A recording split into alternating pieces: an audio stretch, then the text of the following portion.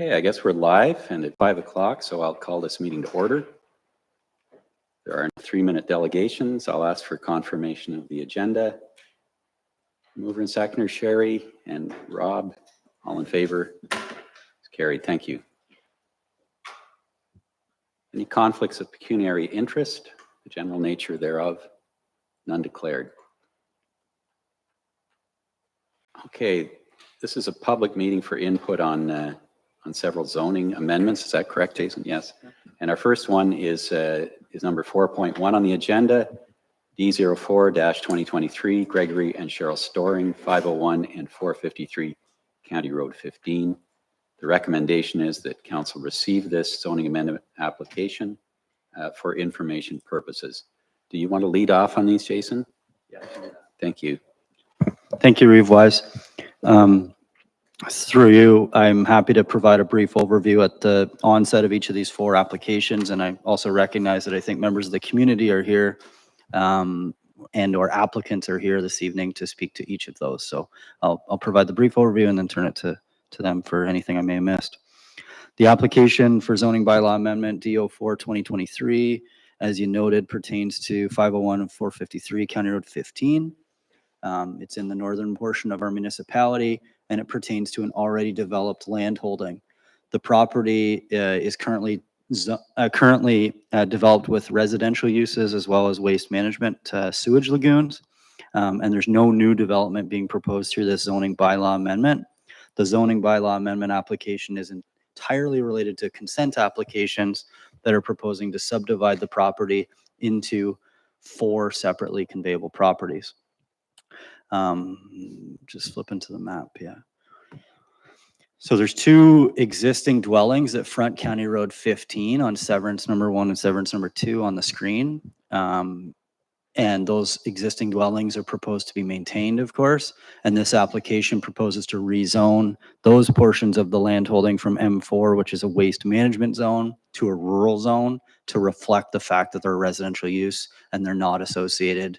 If the severances are finalized, they would not be associated with the waste management use and the sewage lagoons. To the east of the sewage lagoons is a larger land holding titled Severance number 3. It's 21 hectares in size, approximately 50 acres. And the proposed zoning through this application is to rezone that from an M4 waste management zone to a site-specific open zone. And the reason behind that rezoning is to essentially prohibit any future development. So the owners are to maintain ownership of that property for the purposes of a hunting and or passive recreation property.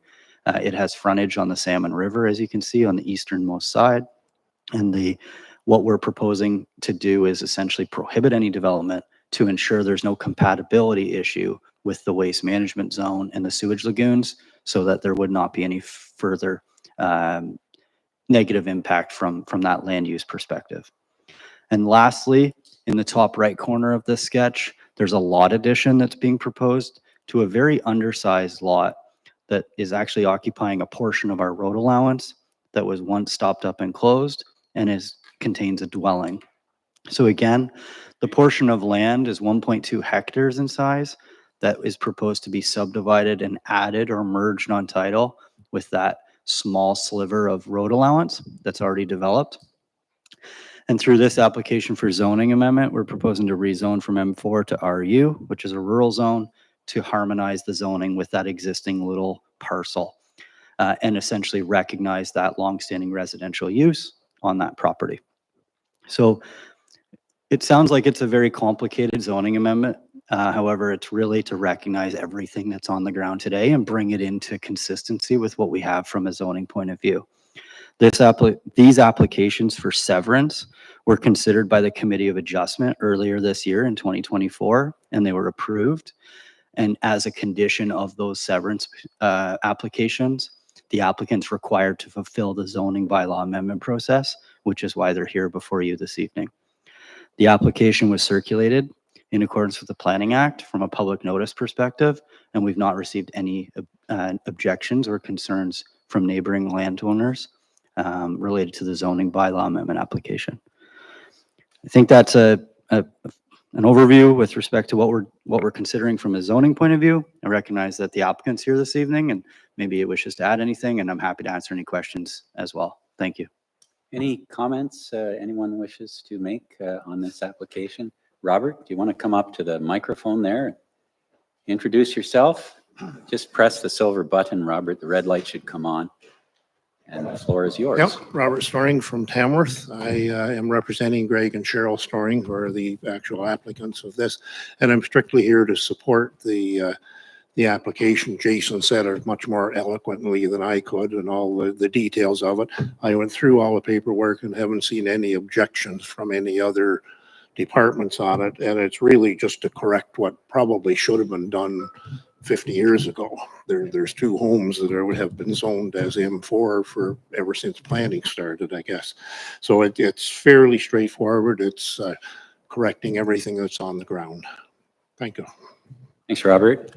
Anyone else have any comment at this point?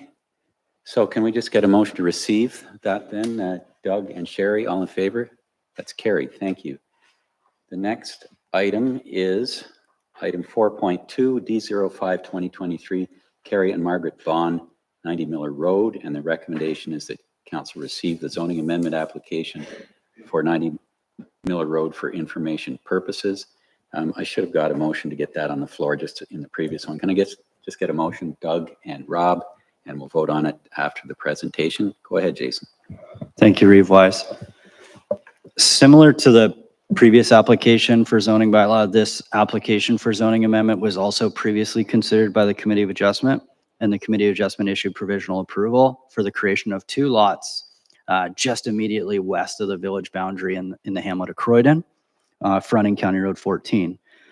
The subject property is known municipally as 90 Miller Road, and the existing development on that property fronts Miller Road, of course, not the south end of the property on 14, County Road 14. The existing development's proposed to be maintained and entirely located on the retained parcel. And the two severed parcels fronting County Road 14 are currently vacant. And through this application are proposed to be rezoned from rural to hamlet residential. And you'll see on the screen the two parcels, severed 1, severed 2. Both of them are 2.5 acres in size. They maintain approximately 58 meters of road frontage and have been circulated to the county and to all other applicable technical review agencies who have noted no objections.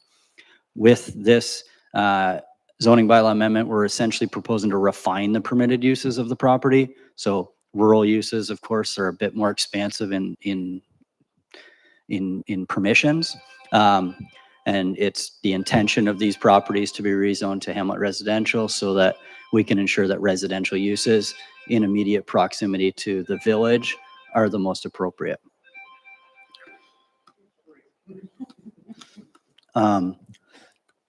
The applicant has received provisional approval from the Committee of Adjustment 2023. So they have until August of 2025 to finish this suite of applications so that they don't lapse. So we're here tonight, ultimately this evening for a public meeting at this juncture, and you'll see in the later agenda at 6:30 meeting with a recommendation to approve. I'm happy to answer any questions related to this, and I'm not confident if the applicant's with us this evening, Reeve Wise. Any comment from anyone on this application? Any comment from council? All in favor then? It's carried. Thank you. 4.3 is D03 2024 and S06 2024, JJ Singer Enterprises, unaddressed McEwen Drive Road. The recommendation is that council receive the zoning amendment and plan of subdivision application from JJ Singer Enterprises for information purposes. Could I get a motion to get this on the floor, please? Sherry and Wendy. Go ahead, Jason. Thank you. Through you, I believe the owner and their agent are here to provide a PowerPoint presentation that was included in your material. So I'll let them provide the overview from a land use planning point of view. The thing I do want to confirm, to date, we've received 2 comments from members of the public.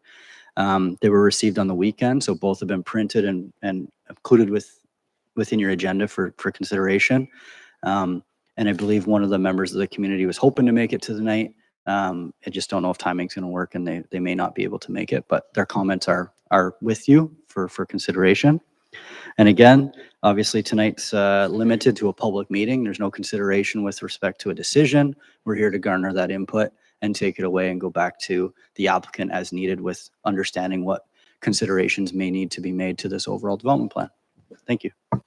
Jason, who's doing the presentation then? Yeah, come on up. The microphone's activated with the silver button and the red light should come on, at which point the floor is yours. Just introduce yourself and take it away. Hello, everyone. My name is Alex Cleve, and I'm a planner with Photon Planning and Design in Kingston. I'm accompanied today by Yuko Leclerc Desjardins, who is a registered professional planner. I'm going to take you through the applications for draft plan of subdivision and zoning bylaw amendment for a residential subdivision on McEwen Drive Road, and we are representing the applicant JJSE Enterprises.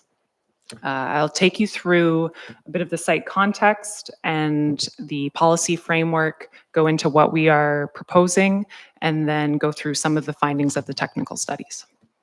So the context is we are at the terminus of McEwen Drive Road, which is located between the hamlets of Newburgh and Camden East. All the surrounding land uses are rural, and the land south of the site is Loyalist Township. We are 10-minute drive from the 401.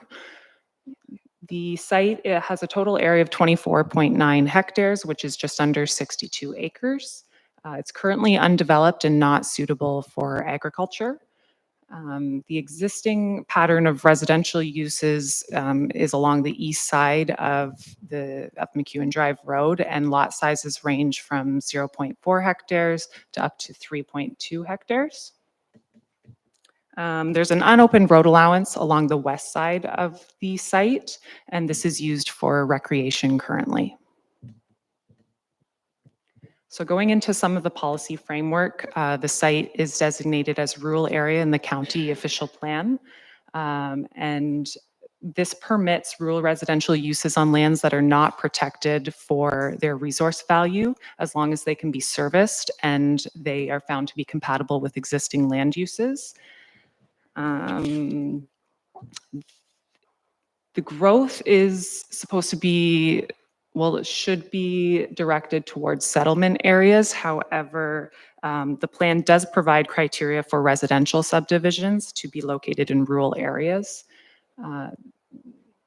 The OP defers to the township official plan for lot creation, but it does provide criteria for plan of subdivision. Move to the next one. So the official plan of Stone Mills also designates the land as rural area. It permits the residential development as well as agricultural, home industries, resource-based uses.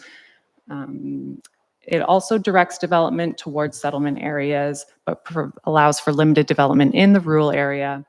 And it encourages new development that is seen to be a logical extension of existing development, or is it integrates well with existing development. So moving from the official plan to the zoning bylaw amendment, the land is currently zoned rural zone.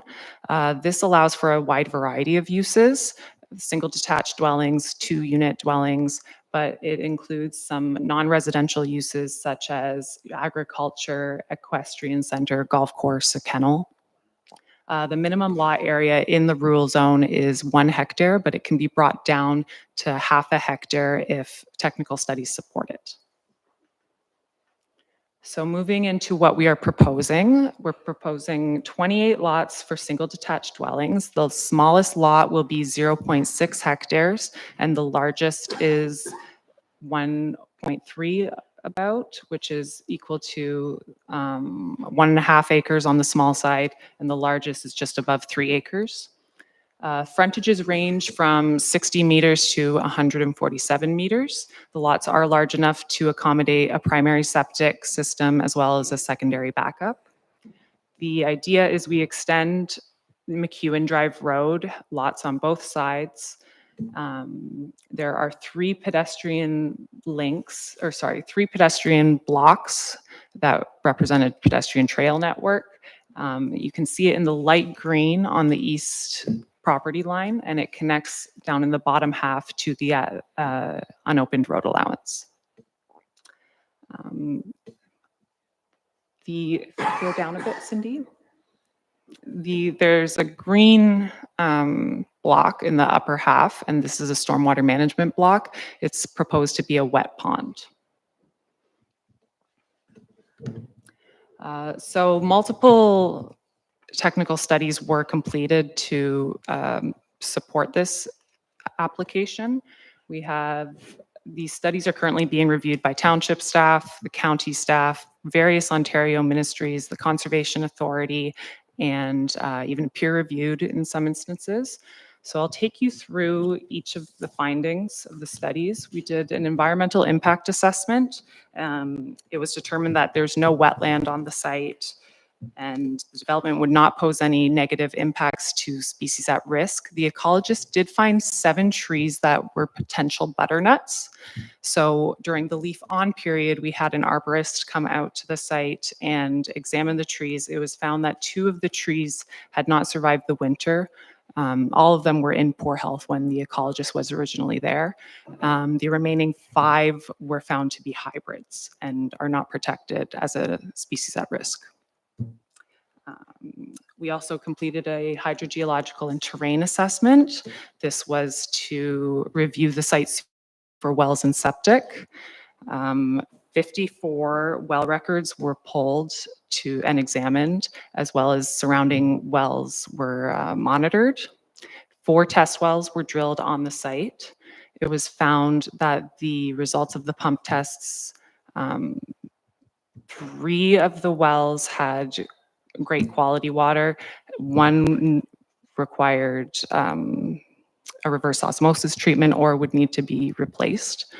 All the wells produced significant quantity. It was also determined that there was no interference to existing wells and septic in the area. On the septic side, 15 test pits were drilled throughout the site. No groundwater was found in any of the test pits. The soil and bedrock was examined in each of the test pits, and it was determined that tertiary systems would be the best option for this development. The hydrogeological assessment determined that the smallest minimum lot size in the development should be 0.6 hectares, which complies with zoning and allows as little as 0.5 hectares. A karst topography assessment was also done. If you look on the image on the slide, we fall into those red lines, which represents the karst topography. So desktop exercises of going through different topographic and water resource-based mapping happened. They did a site assessment. They found 2 depression areas. Test pits were drilled in each of these depression areas, and it was determined that there was no concern for the development based on the topography. Reserve sewage capacity was confirmed with a local hauler per OP requirements, and an archaeological study was completed, and they found no features of archaeological evidence on the site.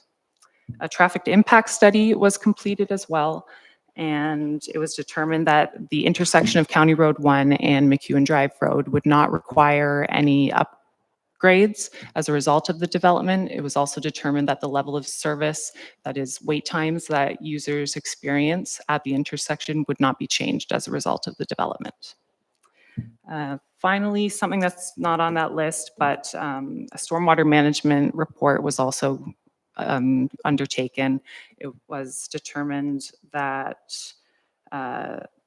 increased stormwater runoff from the development is not permitted to exceed pre-development levels. So we're going to have that wet pond and roadside, side yard, and rear yard swales and ditches. We are proposing a zoning bylaw amendment as part of this application. As I mentioned before, the rural zone allows a wide variety of uses, and it's desired that we limit those uses with this lot fabric. So the rural residential zone permits a single detached dwelling, 2-unit dwelling, community garden, or a park. And it is felt that this is more reflective of the lot fabric.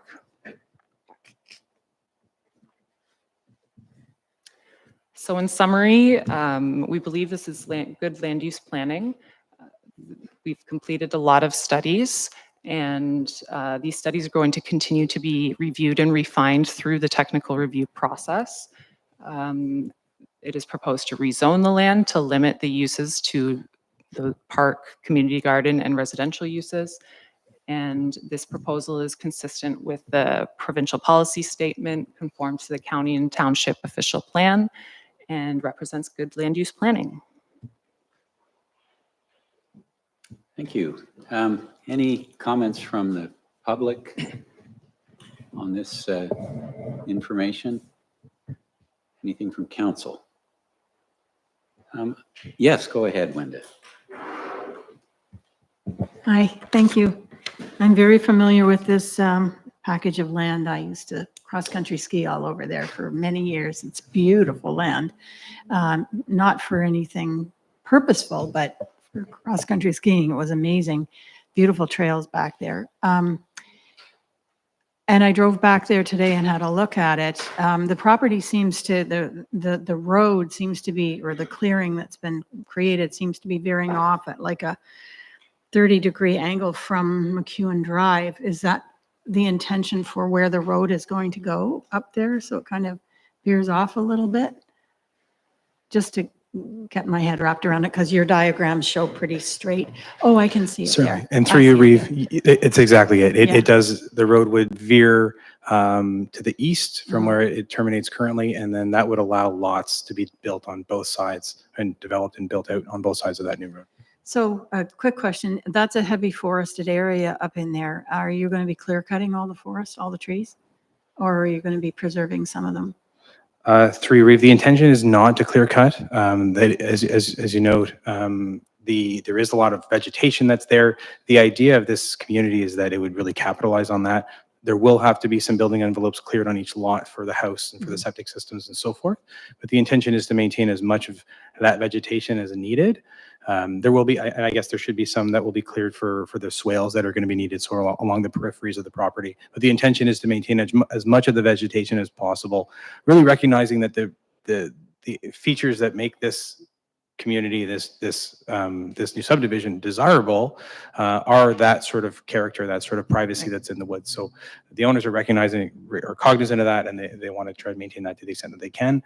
We'll know more at the sort of detailed engineering design stage through final plan of subdivision, how much vegetation would be lost, but that intention to maintain the vegetation that's there as much as possible is very much front and center. Okay. Now there is a Ridge Runner trail that runs near or possibly through this development. Has that been given any consideration? Through It's a snowmobile trail. Through Reeve, yes, there is a snowmobile trail that will have to be rerouted, as they will not be possible for that trail to continue through the subdivision. Mhm. And that's been in our awareness. I don't know that there's been any consultation with the association just yet. I think that's a conversation that will need to happen once this application sort of moves through, and we know for sure, for example, that council is supportive and it will be approved. I think those conversations will need to happen. That lease terminated if it hasn't already been. Maybe the owners can answer that. We always planned, we wanted to keep it, if we could find a way to. We also own the property that's below it, and they have a trail that's on there as well, keeping that trail and additional trails. Certainly have that. We're definitely open. We're in favor of it. We're in favor of the trails. Okay, good. Yeah, beautiful trails. People drive up there just to use the trails. We're very much in favor of putting in as many as we can so that they're still there. If we can keep that one, we would love to. We just don't. We might have to find a different spot for it. We're not 100% yet, but we want to keep as many trails as we can. So my final quote, there's two questions actually.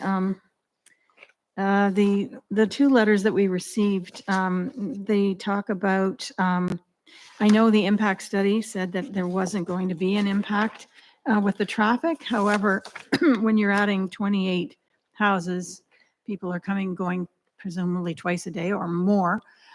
That's a lot of traffic on the road. And it's a pretty densely treed road, so there would be some blind spots from people having young children, you know, playing and whatever.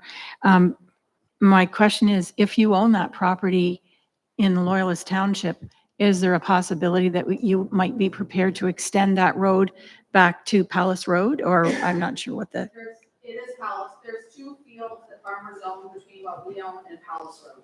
So unless we acquire property from those farmers, which I believe they actually cut 2 or 3 of those fields and they're actually used, or we can give Vince Loyalist Township to open up the closed road allowance Yes. on their side. yeah, But that's, you know, Originally, we had had, that's what we had wanted, and because it's across 2 townships, it becomes extremely difficult to get them to work On the together, same but, page. we had one that comes to road down through our property, then down to the. Yeah.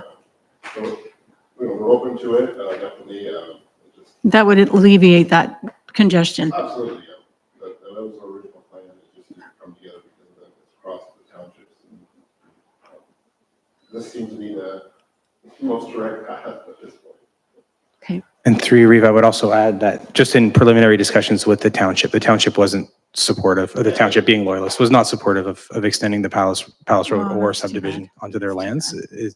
Their policies are very, very restrictive when it comes to subdivision development and any kind of rural lot creation. And they just felt that this didn't align with their policies. Anything else, Wenda?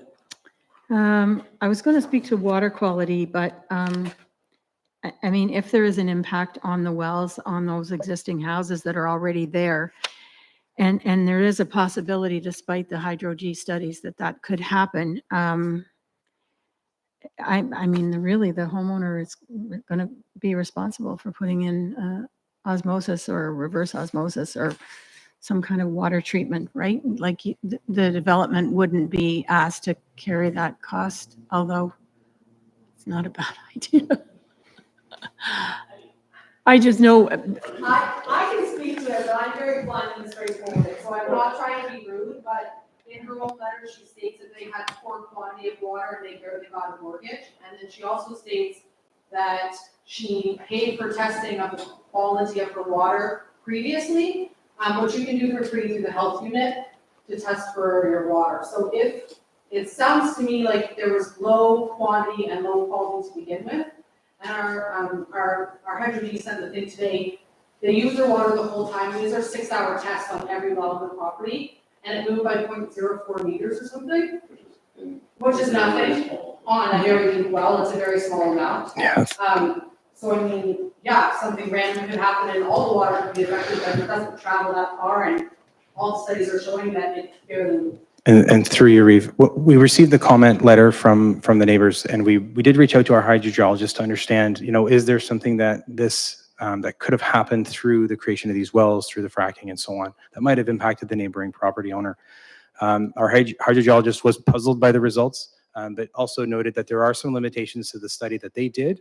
So they, the wells were drilled on our site, and we tested the chemistry on those wells to understand the quality of the wells that are being provided. But for the surrounding wells, the monitoring that occurred was just around the quantity of water. It wasn't around the quality. So we don't have chemistry results for the nearby wells from before and after. All we have is the quantity.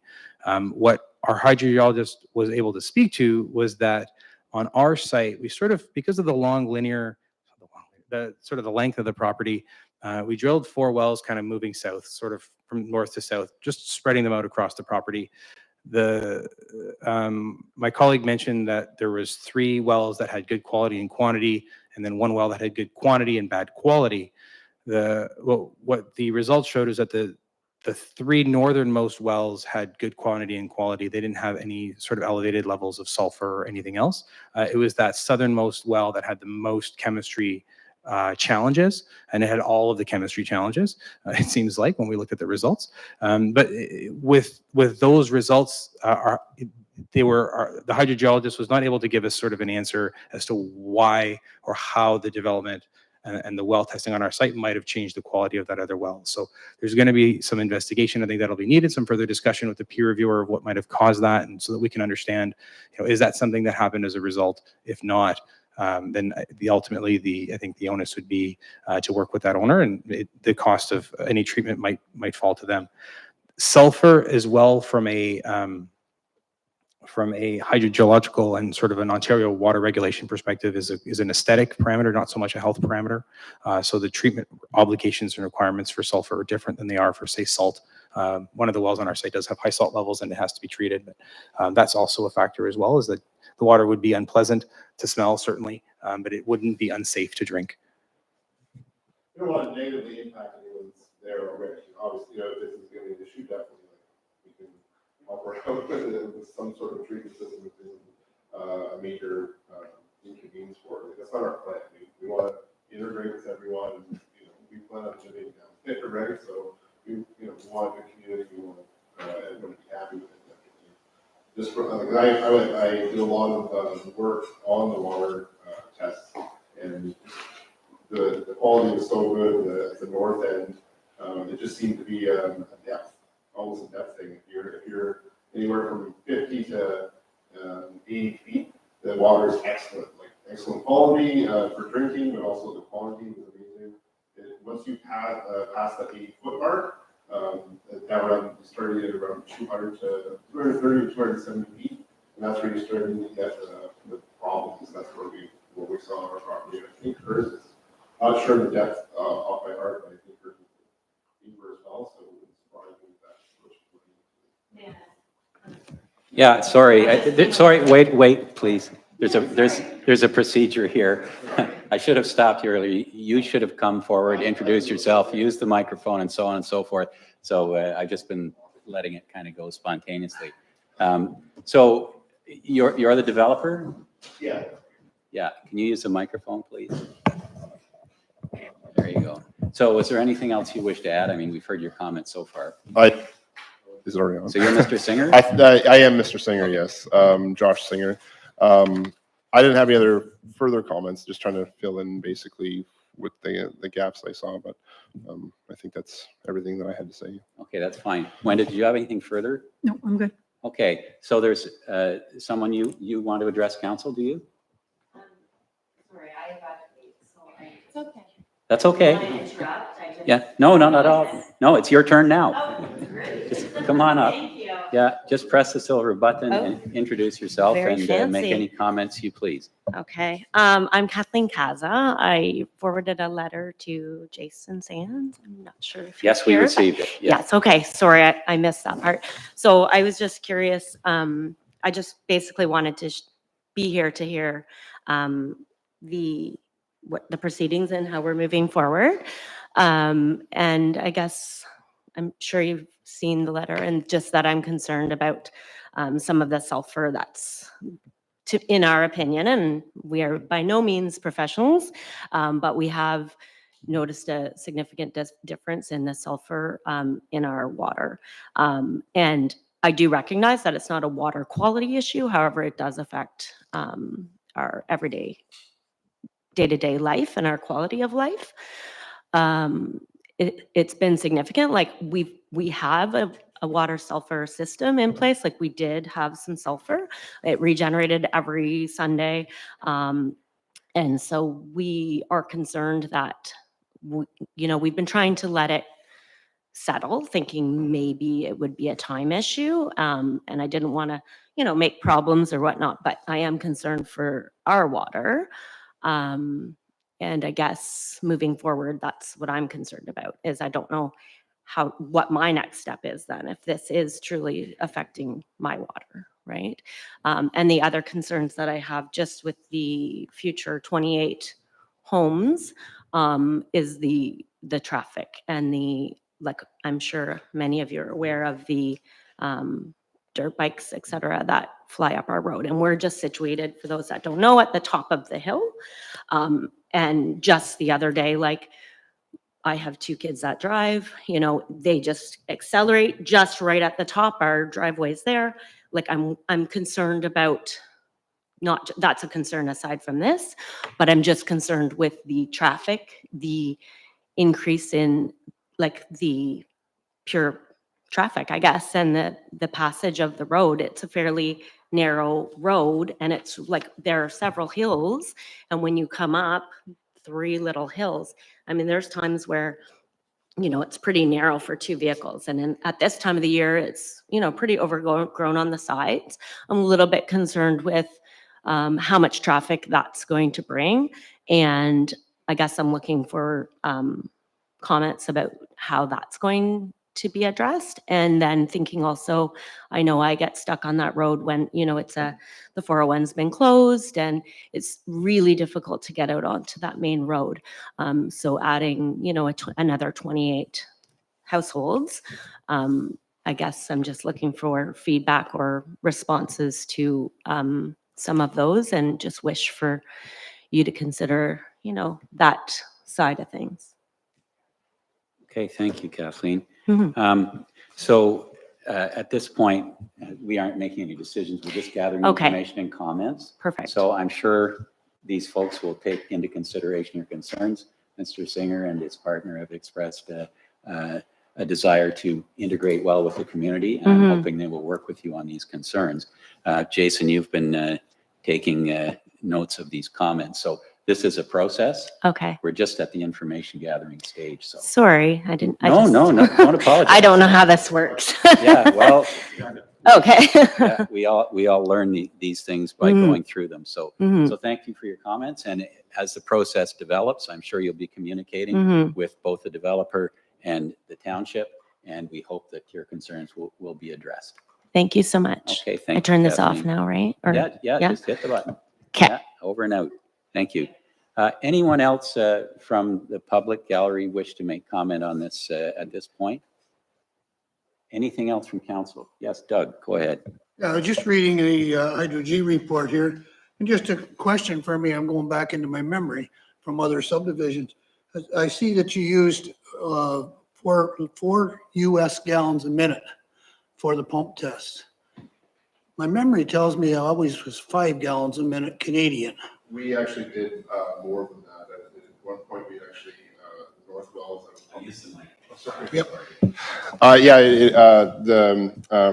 The hydrogeologist had recommended 4 gallons a minute. I did the test in conjunction with him, and we were actually pumping at 8 gallons a minute on the north part because it just wasn't dropping, and that's why we say the quality is excellent, because in a 6-hour test, I can't remember the exact amount, but I think it was less than a foot that we lost over 6 hours pumping at 8 gallons a minute. So we kind of went over and above on that one. The southernmost one, we had a little bit more of an issue, but we did get it to pass.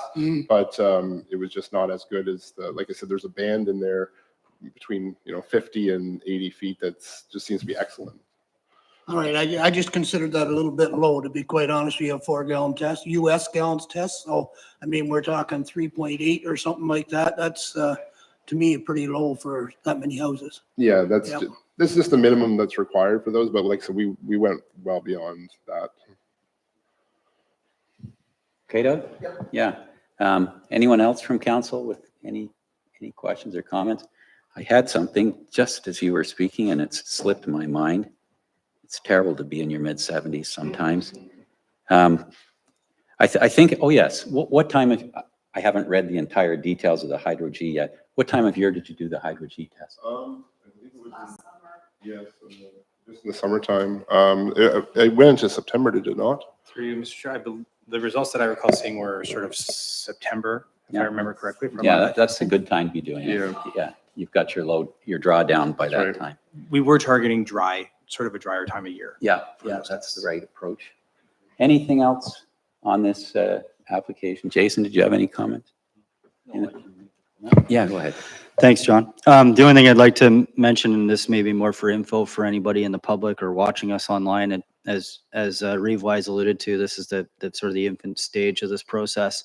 And we have a review process. So of course, the applicant and proponent have provided us many documents for review, a traffic impact study, stormwater management, all that sort. And that's all being reviewed technically, and that's more so than just municipal staff, for example. We extend to peer reviewers. So hydrogeologists we don't have on staff, so we outsource to a peer reviewer to make consideration and review those documents submitted. So to Ms. Kaza, your comments will also be forwarded so that they can give that consideration along with the Hydro-G study to understand and try and work with the proponents, hydrogeologists, to understand what that may be stemming from. So, for example, questions that may have come with the narrowness of a road or the ingress egress to County Road 1 at the event of an emergency detour. The County of Lennox and Addington, of course, has that as their detour route. So the County of Lennox and Addington helps and provides us comment through this. So they scrutinize the traffic impact study, for example. So all of that is ongoing as we speak, and we'll work with the applicant on getting that information consolidated, reviewed, updated as needed, and then get back in front of these council members as well as members of the community as we proceed forward. So I just wanted to provide that. Thank you. Thanks, Jason. That's important detail. Wendy, you had another comment? So going back to the traffic issue, I don't know if anybody's familiar with McEwen Road, but it's almost like the road coming up out of Newburgh. It's got a pretty steep hill coming up to the top of Mrs. Kaza's house. So in the wintertime, for example, you would need to be really pushing your gas to get up the snowy, icy hill. So that can be a traffic concern in itself, just based on weather. And you wouldn't see that looking at a map or anything. You wouldn't have an awareness or an understanding of that. And I'm wondering if our township, our council could approach Loyalist and you know, see if we could work with them to opening up that unmaintained road back to Palace Road, because that would solve that whole problem, because that's flat. Going from where your subdivision is back to Palace Road is perfectly flat. There's no incline, there's no icy conditions, you know, and it would give that second egress and ingress for 28 homes that would, how many lots are in Loyalist of the 28? Zero. Okay, so they're not gaining a tax dollar there, darn it.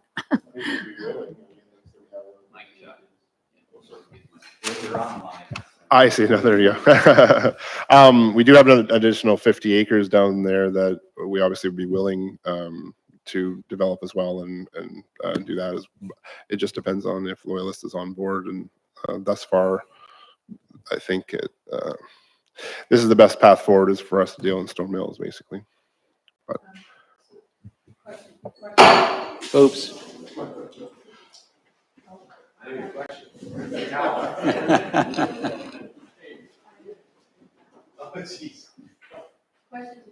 Yeah, go ahead. Use the mic, Wendy. Yeah, if it still works.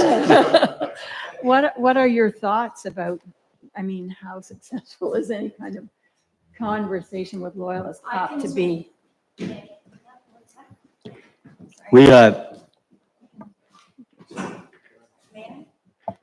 So just looking at the Loyalist GIS mapping, the reason that they won't is when you get to the end of that road, that's designated agricultural land as soon as you get to Loyalist Township.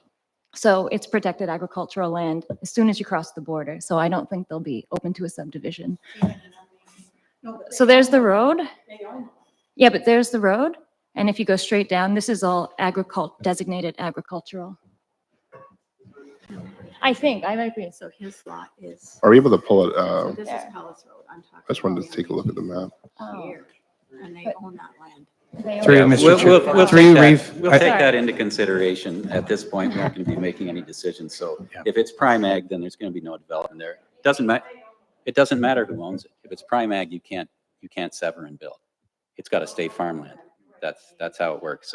So that's, you know, if Loyalist wants to open that road allowance and put in a road with no tax income, great. If we can work out a deal where the developers give some contribution to Loyalist because it's to their advantage, that's all to be determined. That's beyond our purview at this point. Did you have anything else, Crystal Lee? It was just like noting the map and saying about the idea of the road going through. Yeah, good, thank you. Jason, anything further? One minor comment, just for awareness, Councillor Lon, Loyalist Township circulated on applications like of this sort, when especially when we share a municipal boundary and a land holding directly abuts a neighboring municipality. we've circulate these applications to their clerk. And we often do receive comments back. Again, I don't have them in front of me and whether we have or not, but we will be in contact with Loyalist Township through the processing of these files. As to how that unfolds in terms of comments, it'll be brought forward at a future stage, but the short answer is they will be informed.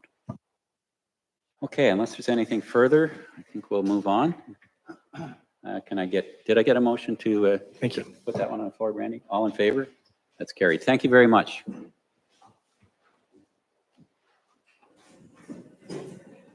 Okay, item 4.4 on the agenda is another zoning change application, D04-2024, 1,535,501 Ontario Incorporated. The recommendation is that council receive the zoning amendment for this for information purposes. Can I get a mover and seconder to put that on the floor? Sherry and Wendy. Thank you. Jason. Thank you, Reeve Weiss. D04-2024 pertains to 235 Academy Street in the village of Newburgh. The map Cindy has up on the screen for us to review. This application dates back to fall 2023, November 29th, 2023, and the Committee of Adjustment heard this application to subdivide the landholding into two separate lots. And it was approved by the Committee of Adjustment to proceed on that basis, with a condition similar to the previous that the applicant navigate the zoning bylaw amendment approval process. And that's what the applicant is here before council to initiate tonight for a public meeting point of view. So the lot creation, although it be peculiar, is strategic in the sense that you can see the applicant is proposing 5 dwelling units constructed on each the severed and retained parcels, and a reciprocal easement be included down the center of that property so that a single access can be maintained from Academy Street and essentially function as one property from an access point of view, but allow for increased density immediately adjacent to the school in Newburgh, as well as many other commercial or several other commercial uses in the village. The property is located within the hamlet boundary of Newburgh. It abuts the Cataraqui Trail to the north, the school to the west, and residential uses to the south. And the applicant's proposing to intensify that property via the construction of 10 residential dwelling units. I believe, although the concepts are crude at this stage, one single septic system, one single well to service 5 residential units on each the severed and the retained parcels.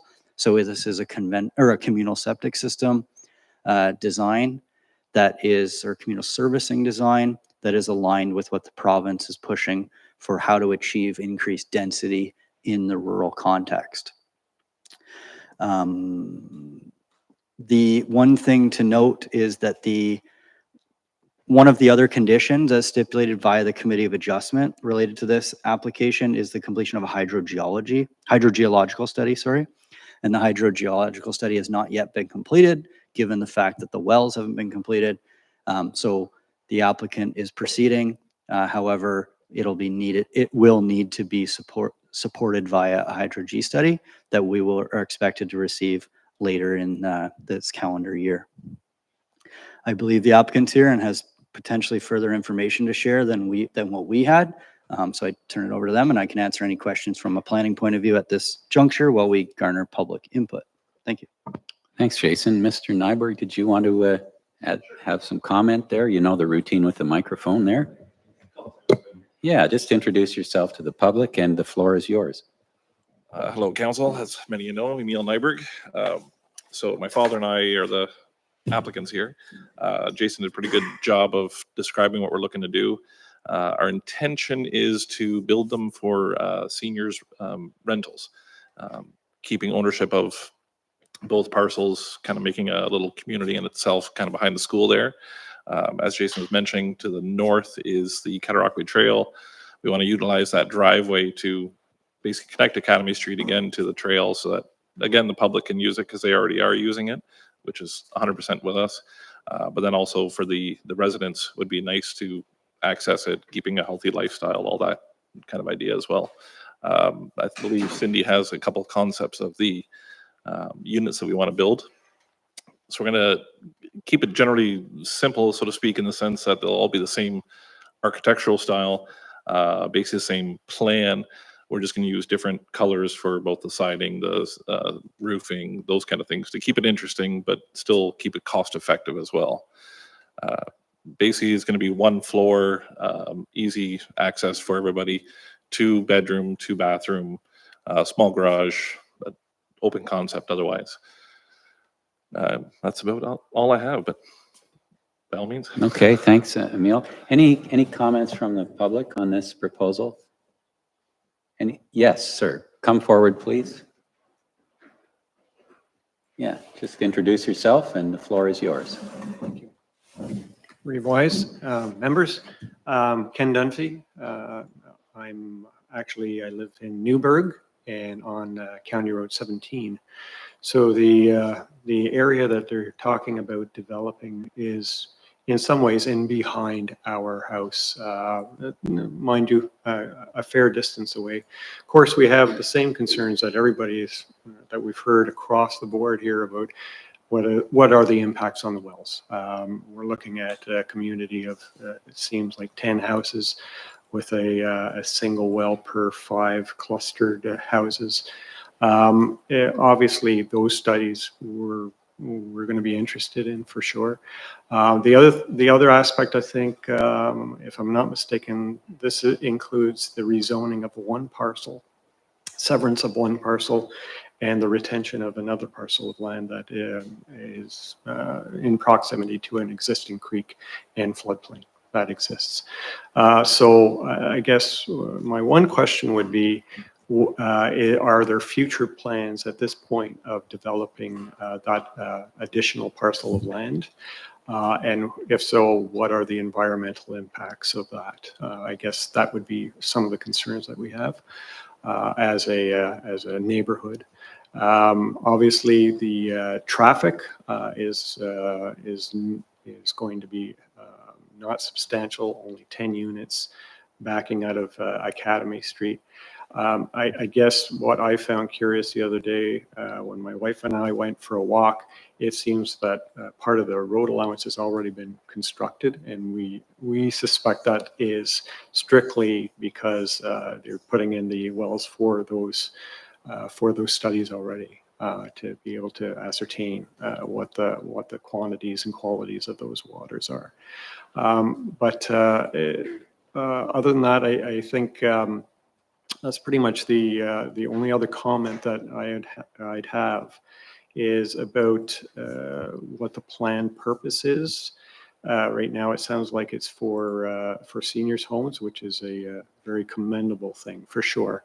What's to stop the future use to go away from that once this rezoning for this purpose is done? Can it become something other than used specifically for senior accommodation? Okay, thank you. Yeah. Yeah, your comments have been recorded and you'll be part of the consultative process going forward, Ken. Perfect. Thank Yeah, you. yeah. If you have his contact information, Yeah, Brandon? I filled it out on the You board. filled it out. Good. Yep. Okay, you're in the loop then. Okay, thank Yeah, you very thanks much.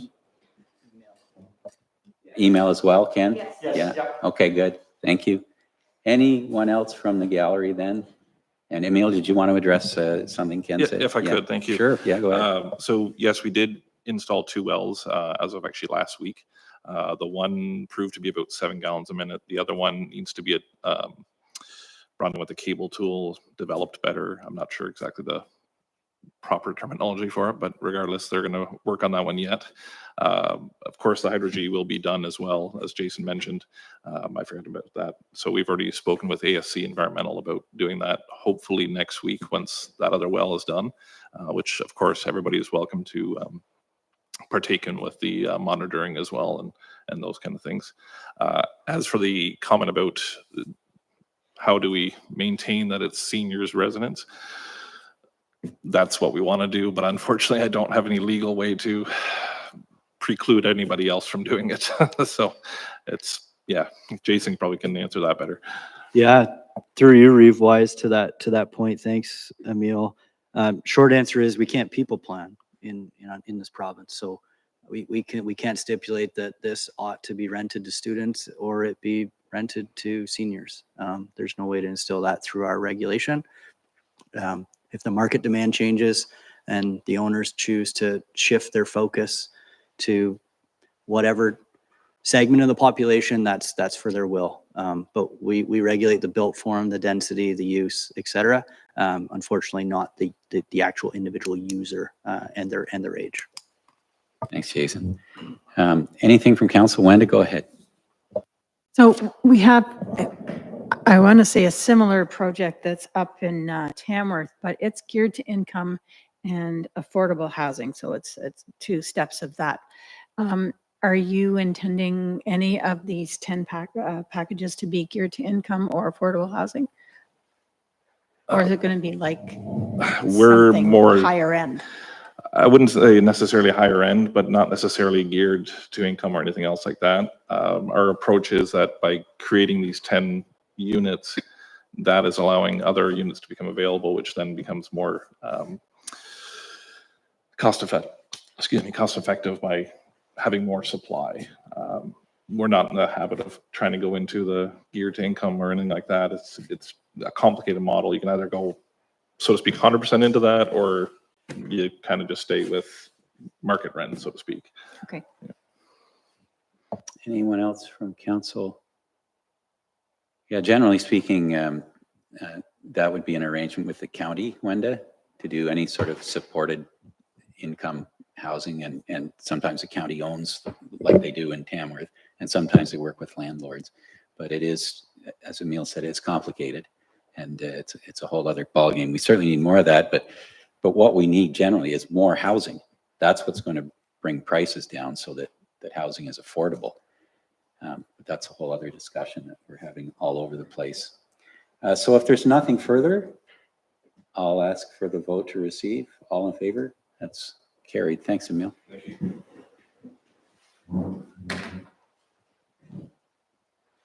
Anything to sum up, Jason, or can we just proceed to the other items on the agenda?